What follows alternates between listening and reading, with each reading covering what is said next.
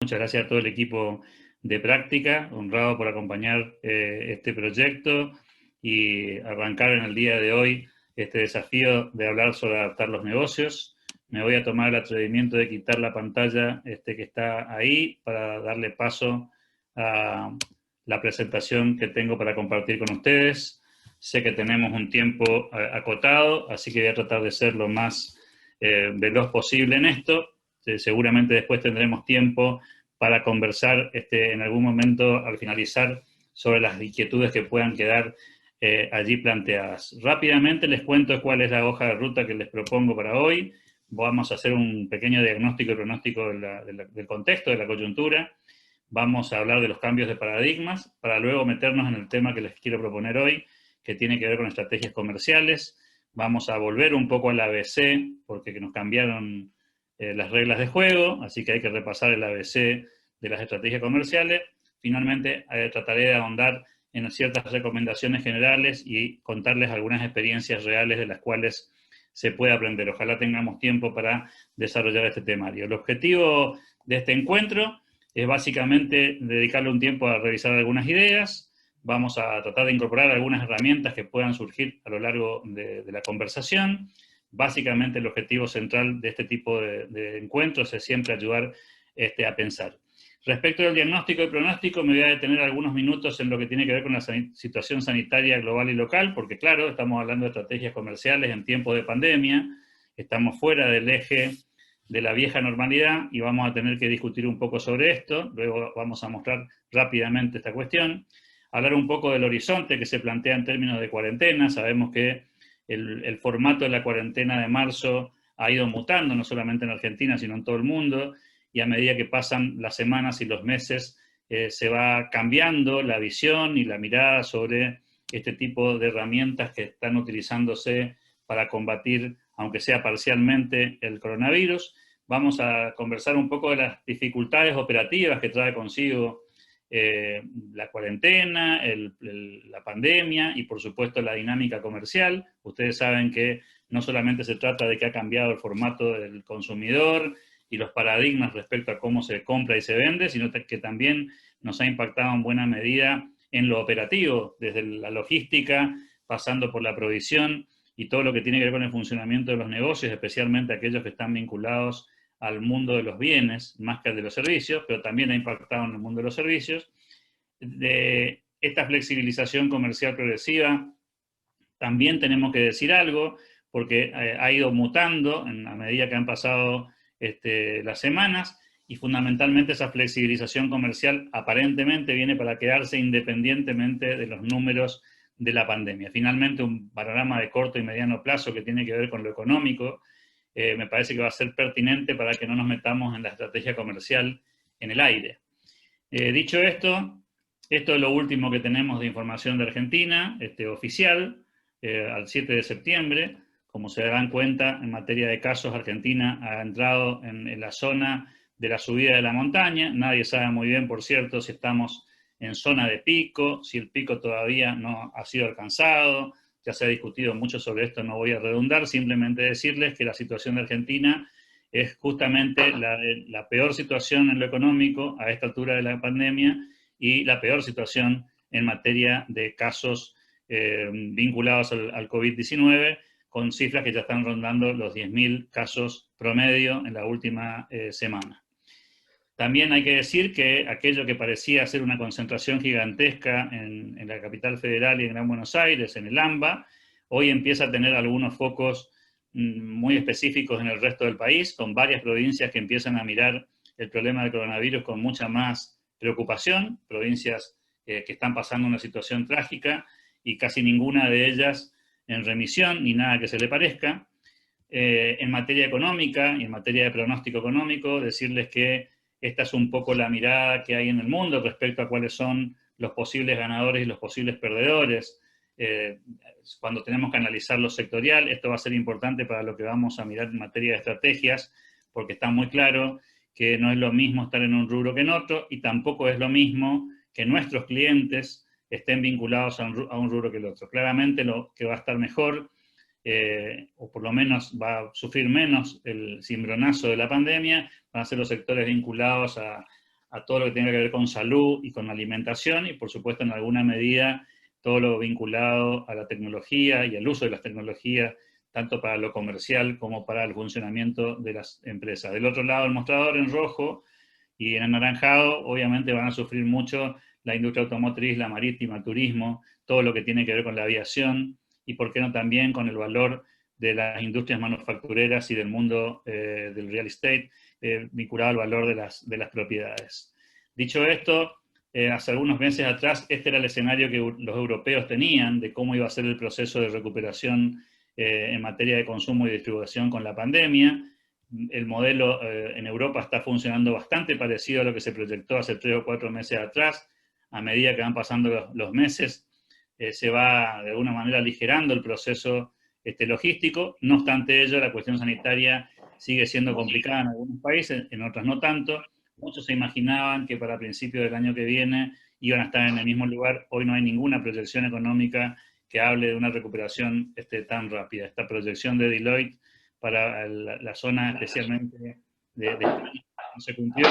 Seguramente más tarde o más temprano vamos a ir a una curva parecida a esta. Estas son las proyecciones que hace McKinsey sobre cómo puede ser el proceso de recuperación en los países. Por supuesto, están teorizando sobre algunos modelos y la gran discusión es si estamos frente a una recuperación rápida o estamos frente a una recuperación muy lenta, y la mayoría de los expertos hoy se inclinan a pensar que la recuperación será paulatina, muy lenta, inclusive en aquellos países en los que algunos imaginaban una recuperación veloz. Lo último que voy a decir sobre esta cuestión económica es un poco las proyecciones que tiene el Fondo Monetario Internacional, bastante parecidas a las del Banco Mundial, donde básicamente lo que plantean es la posibilidad de una caída en materia de actividad económica en el mundo, en este caso del Producto Bruto Interno, cercana al 5%, y la posibilidad de que el año que viene esa recuperación a nivel global funcione casi como un rebote que los ponga al mundo otra vez en la misma situación que estaba a comienzos de este 2020. Pero claro, cuando miramos esta misma definición en países desarrollados, en la zona más naranja, en la zona más roja cuando miramos la zona del euro, y particularmente en América Latina y el Caribe, nos damos cuenta que el rebote no va a ser tan sencillo y que en muchos casos estamos hablando de una recuperación que puede durar entre 3 y 4 años en algunos casos, especialmente en el caso de Argentina, que no voy a profundizar demasiado, simplemente contarles que allí tenemos por delante un desafío bastante más complejo. Diagnóstico y pronóstico, en definitiva, bueno, la verdad, un signo de pregunta gigantesco. Nadie tiene en esto la bola de cristal, no sabemos ni cómo, ni cuándo, ni siquiera sabemos si la pandemia va a culminar o eventualmente no lo va a hacer. Lo cierto es que pese a todo esto tenemos que seguir caminando, y por eso es que les quiero proponer que hablemos unos pocos minutos del cambio de paradigmas. Estamos frente a una crisis de orden global, esto no es una crisis sectorial, ni una crisis que afecta a un sector de la economía en algún lugar del globo, sino que estamos hablando claramente de una dinámica. Tengo un micrófono abierto, si no me equivoco. Ahí está, muchas gracias. Eso significa que también estamos frente a un paradigma sin horizonte de salida. No hay una fecha prevista para que todo esto se modifique y cambie. Es decir, que las empresas tienen que trazar estrategias comerciales con este paradigma, sin horizonte de salida o al menos sin fecha probable. Estamos conviviendo con una epidemia de temor que no solamente se manifiesta en temas vinculados al temor a la pandemia o a la cuestión sanitaria, sino también en términos del temor a perder el trabajo, el temor a no poder proyectar o a que sus proyectos empresariales finalmente declinen y tengan que cerrar sus persianas. Esta es una dinámica que el mundo la está viviendo en todo el planeta, por supuesto con matices en algunos países de una manera y en otros países de otra. Estamos frente a un desafío de gigantesco cambio de hábitos. Sería esto tema para otra charla, para analizar cuáles son los hábitos que han cambiado, pero claramente son muchos. La globalización ya estaba antes de la pandemia llegando a su techo. De hecho, en el 2018 había bajado un poco respecto a algún pico que tuvo previamente.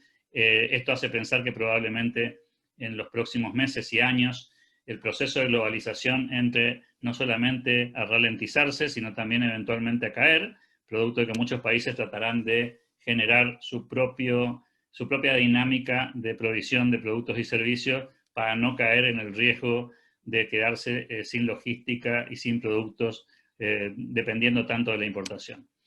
Para cerrar este capítulo, los cambios de paradigmas tienen que ver ahora con una mayor intervención gubernamental, una expansión monetaria que se está dando en todo el planeta, y ustedes saben cuáles son las consecuencias de esa dinámica que se ha aplicado en Estados Unidos, en Europa y por supuesto en América Latina, el aumento de las regulaciones locales que tiene que ver con el funcionamiento de la actividad comercial, hoy hiperregulada, bajo los argumentos vinculados a la pandemia, pero que seguramente muchas de esas regulaciones habrán llegado para quedarse. La logística internacional bastante complicada en muchos países, puertos cerrados, puertos enlentecidos, dinámica de exportación e importación con bastantes inconvenientes, una tendencia a generar mayores presupuestos para el área de salud. Esta va a ser una demanda de la sociedad constante en todo el planeta, y la llegada de la digitalización, esto es un esquema que está llegando al sector público y al sector privado con mucha fuerza, y que es un cambio de paradigma que venía lentamente subiendo, pero que de golpe se encontró con la necesidad de funcionar. Antes de meterme en las estrategias comerciales, tengo dos comentarios que hacer respecto a algunas creencias que, a mi juicio, desde mi opinión, son muy peligrosas para los negocios, para las empresas en particular. El primero de ellos es que todo va a volver a ser como antes. Esta idea de que, en definitiva, esto es una especie de transición entre lo que conocimos y lo que vamos a volver a tener una vez que termine la pandemia. Yo no coincido con esta visión, seguramente algunas cosas volverán, otras no. Y lo más importante en materia de negocios es que muchos creen que lo que hay que hacer es aguantar y esperar, y mi percepción es que hay que transformarse, reinventarse rápidamente y ponerse a trabajar en el mundo que viene. Cada uno lo imaginará como puede y como prefiera, pero no me seduce la idea de esta frasecita que se repite tanto, de que esto es solamente una cuestión de arrinconarse y esperar que todo pase, como si fuera una mera tormenta que no deja secuelas. Metiéndonos de lleno en lo que tiene que ver con estrategias comerciales, la estrategia comercial, dice la definición más clásica, es ese conjunto de acciones o planes que se realizan para alcanzar objetivos como dar a conocer un nuevo producto, aumentar las ventas o lograr una mayor participación en el mercado. Lo importante de esto es que hasta aquí algunas empresas no la tenían, y por eso es tan interesante hablar de este tema, ¿no? Había empresas que sobrevivían por una especie de inercia en la que todo el mundo vendía, nadie sabía muy bien por qué, o se tenía instintivamente alguna noción. Bueno, lo cierto es que ahora vamos a tener que redefinir nuevos esquemas de trabajo. De hecho, la mayoría de las empresas lo ha hecho a lo largo de estos meses, cambiando sus propias reglas de juego y de funcionamiento por las regulaciones, por las necesidades de mercado, reasignando recursos bajo estas nuevas reglas. El que era mozo ahora es cocinero, y el que estaba de colaborador administrativo probablemente esté de delivery. Estas cuestiones han pasado y seguirán pasando en el mundo de los negocios en los próximos meses, y también es claramente una oportunidad de diseñar una nueva estrategia comercial. Frente a esta crisis existe la chance concreta de que nos podamos dedicar a dibujar un escenario un poco más ordenado. ¿Por qué es importante tener una estrategia comercial? Primero, porque es importante minimizar la caída. Muchos rubros lo están sufriendo y no es en vano tener una estrategia en estos términos. En segundo lugar, porque nos puede dar cierta sustentabilidad. Si encontramos un nuevo punto de equilibrio, podemos sobrevivir mayor cantidad de tiempo y encontrar una nueva meseta desde la cual funcionar. Podemos construir novedosas oportunidades si tenemos una estrategia comercial válida, y hasta después seguramente nos van a instruir más en la segunda charla que está preparada para el día de hoy. Vamos a ver cómo hacer para crecer en ventas y lograr entonces una nueva posición.